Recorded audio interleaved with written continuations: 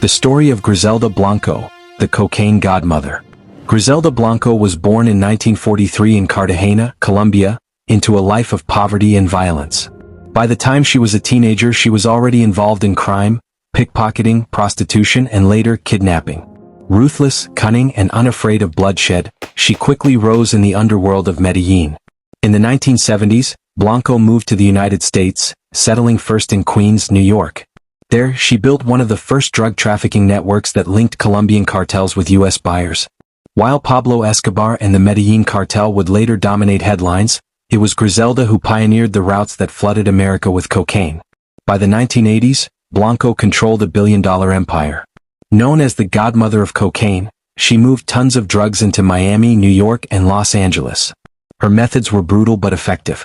She employed assassins who rode on motorcycles, gunning down rivals in broad daylight, a tactic that became her bloody signature and earned Miami the nickname Cocaine Cowboy's capital.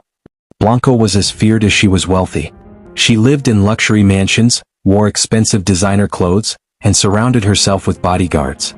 But her reputation was built on terror. She was linked to the murders of more than 200 people, including rivals, business partners, and even lovers who betrayed her.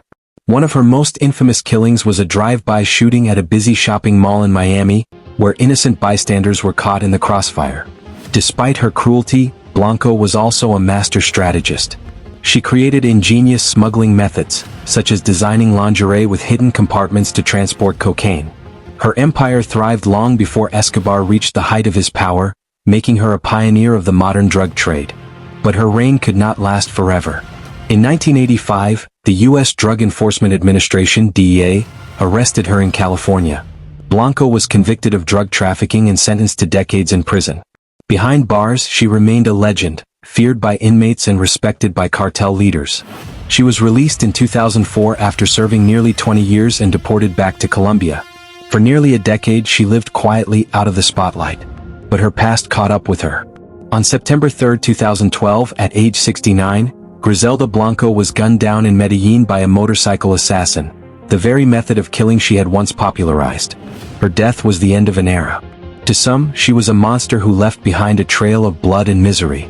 To others, she was a criminal genius who changed the drug trade forever.